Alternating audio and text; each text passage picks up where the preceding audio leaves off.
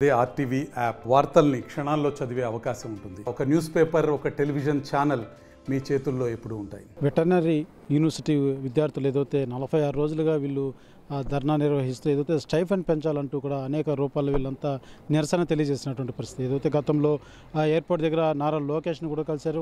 ఇది వివిధ ఉన్నత అధికారులు కూడా తెలియజేసినటువంటి పరిస్థితి. అయితే ఇవాళ రాష్ట్ర ప్రభుత్వం స్పందించి 50% వీరికి ఆ స్టైఫండ్ పెంచుతున్నట్టుగా కూడా వీళ్ళకు హామీ రావడంతో సీఎం చిత్రపటానికి వీళ్ళంతా పాలాభిషేకం చేస్తున్నారు. మనతో పాటు ఆ విద్యార్థులు ఉన్నారు.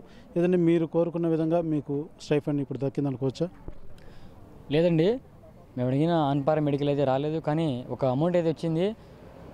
మన రాష్ట్ర బడ్జెట్ దాన్ని చూసుకొని గత 13 ఏళ్ళుగా చరిత్రలో ఎన్నడూ ఏ మాదిరిగా ఈరోజు సీఎం సారు ఇచ్చిన మాటని జీవో రూపంలో ఇవ్వడం అనేది మాకు దాని పట్ల హర్షం వ్యక్తం చేస్తున్నామండి. ఇంకా భవిష్యత్తులో 15% ఎవ్రీ ఇయర్ ప్రతి సంవత్సరం ఎంబీబీఎస్ మెడికల్ కోర్స్ వాళ్ళకి ఎలాగైతే పెంచుతారో, అదర్ మెడికల్ కోర్స్ ఎలాగైతే పెంచుతారో అలాగే మాకు కూడా ప్రతి సంవత్సరం ప్రతి ఏటా ఇంత పెంచాలి. ఎందుకంటే ప్రతి ఏటా అకామిడేషన్ కానీ, ట్రాన్స్పోర్ట్ కానీ, ఇంకా ఇతర ఖర్చులు పెరుగుతుంటాయి. కాబట్టి ప్రతి ఏటా మాకు కూడా ప్రతి ఏటా ఇంత పెంచాలని చెప్పేసి కోరుకుంటున్నాము. ఇంకో మాట ఏంటంటే, మా గౌరవ మినిస్టర్ గారు అచ్చెన్నాయుడు గారు 3 నెలల తర్వాత మళ్ళీ దీన్ని రివ్యూ చేస్తామన్నారు. మినిస్టర్ గారు మళ్ళీ దీన్ని రివ్యూ చేయాలని కోరుకుంటున్నాము. అలాగే ఈరోజు ముఖ్యమంత్రి గారికి మా యొక్క స్టైఫండ్ 10,000 చేసినందుకు ఈరోజు ముఖ్యమంత్రి గారి ఫోటోకి పాలాభిషేకం చేయడం జరిగింది.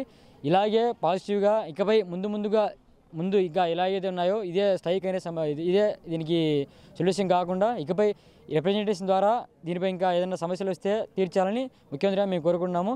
చాలా థ్యాంక్ యూ సార్. చూస్తున్నాం, మీరు గత అనేక రోజులుగా అనేక రకాలుగా మీరంతా నిరసన తెలియజేశారు. అయితే ఈ విధంగా ప్రభుత్వం కూడా ఇంత త్వరగా మీ పట్ల ఆలోచిస్తుందని మీరు ఎక్స్పెక్ట్ చేశారా? ఇప్పటివరకు మీకు ఎలా అనిపిస్తుంది రాష్ట్ర ప్రభుత్వం స్పందించడం పట్ల? అంటే ముందుగా మేము చాలా హర్షం వ్యక్తం చేస్తున్నాం. ఎందుకంటే ఇప్పుడు అసెంబ్లీ మీటింగ్స్ అంటే చాలా ఉన్నాయి. ఇలాంటి టైంలో కూడా సీఎం సార్ జస్ట్ ఆయన కేవలం నోటి మాటతో చెప్పానన్నది ఒకటి గుర్తుపెట్టుకొని దాన్ని జీవో వరకు తీసుకెళ్ళి, అంటే నార్మల్గా జీవో తీసుకోవడానికి 2-3 months పడుతుందని చెప్పి అంటుంటారు, కానీ అలా కాకుండా చాలా తక్కువ టైంలో జీవోని తీసుకొచ్చారు.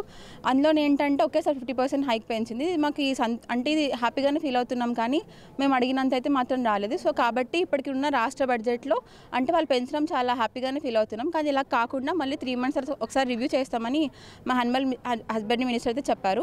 సో కాబట్టి 3 months తర్వాత మళ్ళీ ఒకసారి రివ్యూ చేసి 15% ఇంక్రిమెంట్ అనేది పెంచుతుండాలని కోరుకుంటున్నాము. ఎందుకంటే 10,000 ఇప్పటికే సరిపోయినా కూడా ప్రతి సంవత్సరం ఇలా స్ట్రైక్ చేయడం అనేది మాకు టైం సరిపోదు. కాబట్టి ఇంక్రిమెంట్ అనేది పెంచుతూ ఉంటే మేము ప్రతి స్టైఫండ్ పెరుగుతూ ఉంటుంది. సో అది ఒకసారి మళ్ళీ కన్సిడర్ చేసి ఇంక్రిమెంట్ యాడ్ చేయాలని కోరుకుంటున్నాము.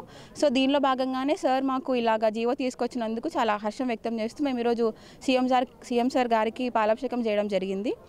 సో స్టైఫండ్తో పాటు మాకు జాబ్స్ కూడా ఇవ్వాలని ఒకసారి కన్సిడర్ చేసి దాని గురించి ఆలోచిస్తారని కోరుకుంటున్నాము.